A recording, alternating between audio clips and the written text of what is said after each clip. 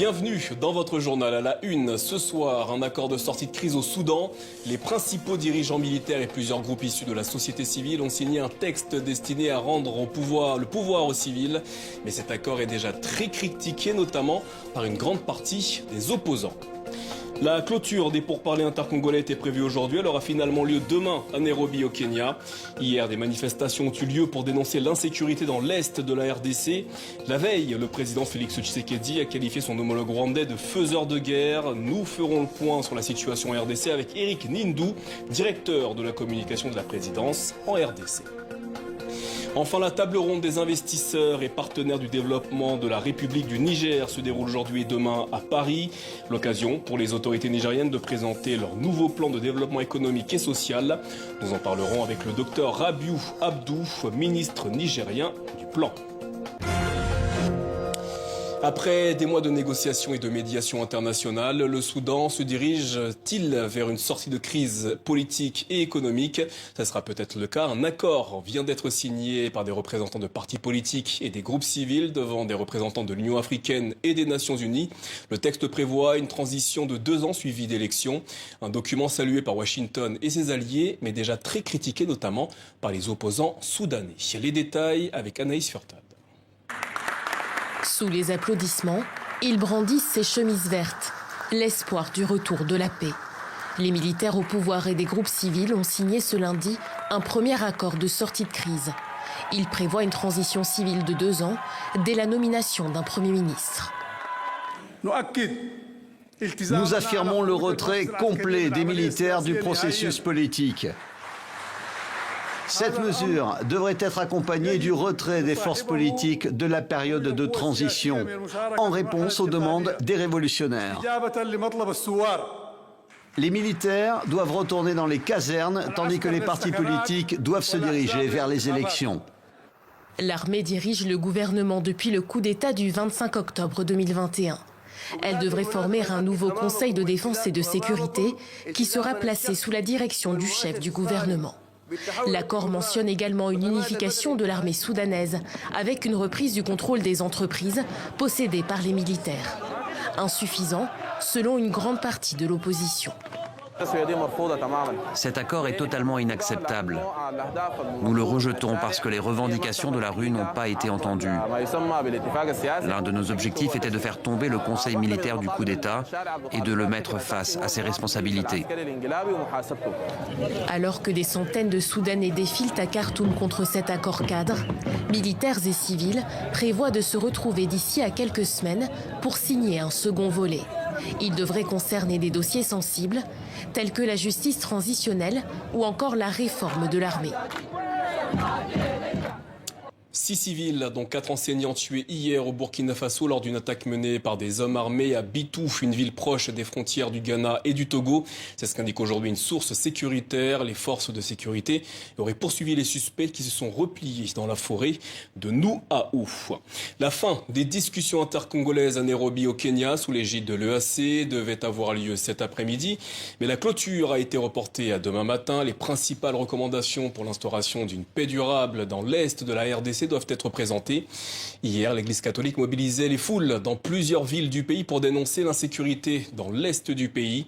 Samedi, le président congolais a de nouveau fustigé son homologue rwandais, accusé d'être responsable de la situation.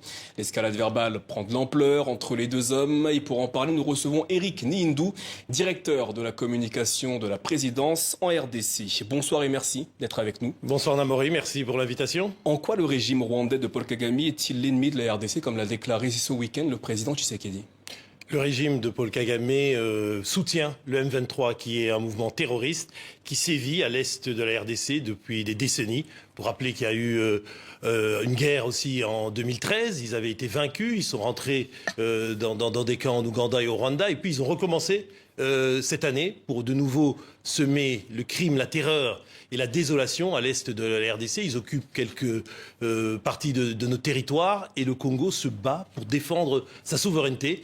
Et comme il est établi avec des preuves concrètes, qui d'ailleurs sont aussi recueillies dans un rapport des Nations Unies. Rapport confidentiel, il faut rapport préciser. confidentiel, mais dont des fuites ont été, disons, déjà diffusées. Et puis aussi, il y a eu notamment le travail du GIEC, le groupe d'études pour le Congo, qui est un groupe indépendant, qui l'a dit que le Rwanda soutient le M23. D'ailleurs, dernière chose en date, aujourd'hui même, Anthony Blinken, le secrétaire d'État américain, a fait un tweet où il urge en anglais, ça veut dire il demande instamment, urgemment au président Paul Kagame de cesser son soutien au M23. Cela fait des mois que le pouvoir congolais accuse Paul Kagame de soutenir la rébellion du M23. Toutefois, aucune preuve accablante n'a été fournie par le pouvoir congolais. Pourquoi les autorités congolaises ne dévoilent pas les éléments en leur faveur? Mais des preuves accablantes ont déjà été fournies, comme on dit en anglais, smoking guns evidence. On a des tenues, on a des troupes, on a des témoignages. Tous ces témoignages... Ces images n'ont pas été rendues publiques. Tous ces témoignages, la MONUSCO les détient. La MONUSCO les détient. Ce rapport que vous dites confidentiel de l'ONU, il est établi et il existe. Et en plus, toutes les instances internationales qui de plus en plus commencent à voir la vérité et à dire surtout la vérité en demandant au Rwanda de cesser l'aide au M23, sachant bien que la solution de la paix durable au Congo se trouve non pas à Bunagana, là où sont le M23, mais se trouve à Kigali.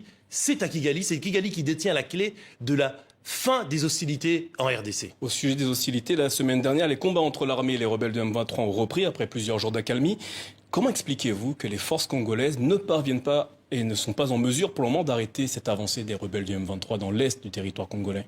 Les forces congolaises sont en mesure de le faire et elles le font et elles le feront. Mais il y a en même temps un processus diplomatique qui est en jeu, un processus diplomatique qui est en marche. Et précisément, le 23 novembre dernier, à Luanda, il y a eu un mini-sommet, vous avez suivi, un mini-sommet au bout duquel certaines décisions ont été prises, avec un chronogramme, un calendrier précis qui disait que le M23 devait d'abord déposer les armes, se retirer, être cantonné, désarmé. C'est plutôt l'inverse qui se produit actuellement. Mais c'est le M23 qui ne respecte pas ces engagements. Les engagements qui ont été pris par le Rwanda pour le M23, souvenez-vous. C'est-à-dire que c'est une reconnaissance, si vous voulez, explicite du Rwanda que c'est eux qui tirent les ficelles, puisque c'est un ministre des Affaires étrangères rwandais qui a signé au bas des décisions du sommet de Luanda. Et bien de ce point de vue-là, le M23 doit désarmer et doit se retirer et peut-être justement, à certaines conditions, rejoindre le processus de pourparlers politiques intercongolais, si ce sont vraiment des Congolais, à Nairobi, ce dont vous avez parlé dans votre précédent sujet. Hier, plusieurs manifestations, notamment à l'appel de l'Église catholique, se sont déroulées sur le territoire congolais. Les manifestants dénonçaient notamment l'inaction de la communauté internationale. Cependant, ne considérez-vous pas que les autorités congolaises doivent rendre des comptes à la population au sujet de la situation dans l'est du pays? Mais les autorités congolaises le font tous les jours, monsieur. Les autorités congolaises, elles rendent des comptes à leur population parce que c'est un des engagements fermes du président Tshisekedi dès sa prise de pouvoir en 2019. Il a dit que la paix, une paix stable, une paix durable à l'est du Congo, c'était son engagement le plus ferme. Il a même dit au prix de sa vie. Il a renouvelé encore le 3 novembre dernier quand il a fait un discours à la nation, quand il a parlé yeux dans les yeux à son peuple pour les appeler à la mobilisation. Donc de ce point de vue-là, les autorités congolaises sont conscientes de leurs responsabilités, elles les assument complètement. En revanche, la communauté internationale, parlons-en. Vous m'invitez aujourd'hui sur TV5, vous le faites de temps en temps avec des responsables congolais, mais il faut en parler. Il y a eu un massacre à Kicheche récemment. On parle de près de 120 morts, mais on n'entend pas les médias. Il y a un silence assourdissant de toutes les chancelleries occidentales. Pourquoi? Est-ce qu'un mort congolais ne vaut pas un mort d'un autre pays? C'est un scandale, monsieur. Ça fait 25 ans qu'au Congo, on tue, on viole et on brime le peuple congolais. On en a assez au Congo, on a envie que ça change. Selon le président rwandais, Félix Tshisekedi entretient cette crise entre la RDC et le Rwanda dans le but de repousser le scrutin prévu en décembre 2023. Le glissement du calendrier électoral est-il une option pour le président congolais? Deux questions dans votre question. Première question, d'abord, les propos du président Kagame. Je pense que on pourrait dire que c'est une manœuvre de diversion. C'est gros comme un camion, comme diraient les jeunes. C'est-à-dire que le sujet aujourd'hui, c'est le conflit à l'Est. C'est le M23 qui doit déposer les armes, se démobiliser et aller dans des cantonnements. C'est ça le sujet. Et le président Kagame, il ne trouve rien de bien que de commencer à faire des considérations sur les élections au Congo. Il n'est pas un modèle de démocratie. Je referme la parenthèse du président Kagame. En revanche, les élections au Congo, vous savez, il y a une CENI chez nous. CENI, ça veut dire, le I de CENI, ça veut dire indépendant. Seulement, hein, c'est la Commission électorale nationale indépendante. Elle fait son boulot. Elle a reçu l'argent de la part du gouvernement, c'est-à-dire les engagements de l'État congolais sont tenus pour que la CENI puisse organiser des élections. Ils ont publié le calendrier électoral récemment. Le 20 décembre 2023 auront lieu dans ces élections présidentielles. L'enrôlement va commencer dans les jours qui viennent. Laissons faire la CENI. Laissons la CENI faire son boulot. Donc, vous verrez bien que les élections auront lieu à heure et à temps, comme le stipule la Constitution. Vous êtes en mesure ce soir d'assurer à 100% que les élections se tiendront bel et bien, quelle que soit la situation l'an prochain, en RDC. Les élections se tiendront, mais certains n'ont peut-être pas envie que les élections se tiennent. C'est de là que vient le problème. Ceux qui sont aujourd'hui les fauteurs de troubles, ceux qui tirent les ficelles de la déstabilisation de l'Est du Congo, c'est eux qui ne veulent pas que les élections se tiennent au Congo. Mais heureusement, pour l'instant, leur déstabilisation, et elle sera contenue dans des infimes proportions du territoire congolais, partout ailleurs, ça se passe bien. Et justement, le piège de ceux qui sont les adversaires du Congo, les fossoyeurs de l'unité congolaise, qu'est-ce qu'ils veulent? Ils veulent qu'on ne parle du Congo que quand il y a des problèmes. Vous ne m'invitez que pour parler des problèmes à l'Est, alors que le Congo aujourd'hui c'est un pays qui est en train de renaître. Il y a des réformes qui sont mises en place. Le président Tshisekedi est en train de mettre en place un pays qui se relève. Vous savez qu'on est passé en 3 ans de 4 milliards à 15 milliards du budget de l'État. Aujourd'hui, on a les moyens de développer ce pays. Ça n'a pas été fait dans les années précédentes, mais malheureusement, certains ennemis du Congo veulent nous ramener toujours à des problèmes d'insécurité, à des problèmes de déstabilisation dans l'Est. On terminera sur ces mots. Eric Nindou, merci d'avoir répondu à nos questions ce soir. Merci beaucoup. Cyril Ramaphosa peut compter sur le soutien total des dirigeants de l'ANC, menacé par une procédure de destitution au Parlement après un scandale.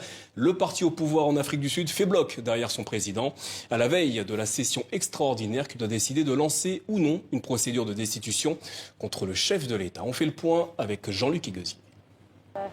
La situation était tendue ce lundi matin quand Cyril Ramaphosa est revenu devant le comité exécutif national de l'ANC, le parti au pouvoir en Afrique du Sud. Le président sud-africain risquait rien de moins qu'une procédure de destitution à l'Assemblée nationale à la suite d'un rapport qui l'accable. À l'extérieur, des supporters étaient venus l'encourager, mais on trouvait aussi quelques voix critiques. Je le dis haut et fort, Cyril Ramaphosa doit partir. Nous ne pouvons pas le laisser rester. Il jette le discrédit sur l'ANC. Mais il faut croire que le président sud-africain s'est montré convaincant devant le comité. De fait, Cyril Ramaphosa a déjà saisi la Cour constitutionnelle pour faire annuler ce rapport parlementaire qui estime que le président a pu commettre des actes contraires à la loi et à la Constitution. En fin de journée, le comité exécutif a décidé d'arrêter le processus. Nous pensons que nous allons nous arrêter là pour le moment. Si le Parlement devait voter demain, l'ANC ne soutiendra pas ce rapport. Le scandale à l'origine de la procédure remonte à 2020 quand plus de 500 000 $ en liquide ont été retrouvés dans sa maison de campagne. Le président a tenté de dissimuler les faits et n'a pas donné d'explication crédible sur l'origine de cet argent. Une enquête pénale est toujours en cours. Quelle que soit l'issue, ce feuilleton à rebondissement tombe au plus mal pour l'ANC, déjà plombé par de nombreuses affaires de corruption. Le parti au pouvoir doit désigner le 16 décembre son prochain président pour les élections de 2024. La deuxième table ronde des investisseurs et partenaires du développement de la République du Niger se déroule aujourd'hui et demain à Paris. Au cœur de cette réunion, le plan de développement économique et social du pays qui s'étale sur 2022-2026. Pour en parler, nous recevons le docteur Rabiou Abdou, ministre nigérien du plan. Bonsoir et merci d'être avec nous.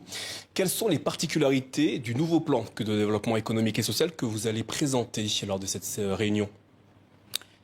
Merci. Effectivement, aujourd'hui le 5 et demain le 6 se déroule la table ronde des investisseurs et des partenaires techniques au développement auquel nous présentons le plan de développement économique et social 2022-2027. La particularité de ce plan, ce qu'il faut se dire, c'est qu'il intervient dans un contexte, disons, marqué par différents chocs, le choc sécuritaire, le choc sanitaire, le choc climatique, mais également le choc international avec la crise de l'Ukraine, qui fait qu'on a une inflation importée. Et donc, ce qui fait qu'au niveau du diagnostic, déjà, on entame un plan de développement économique et social avec un environnement exogène qui affecte toutes les variables en réalité macroéconomiques du pays. Donc voilà le contexte en ce qui est des aspects particularités. Quels sont les objectifs que vous souhaitez atteindre avec ce plan? Alors, l'objectif à atteindre au niveau de ce plan, on peut les résumer en 3 composantes essentielles. Premièrement, nous voulons atteindre un développement du capital humain qui va en réalité au-delà de ce qu'il est aujourd'hui.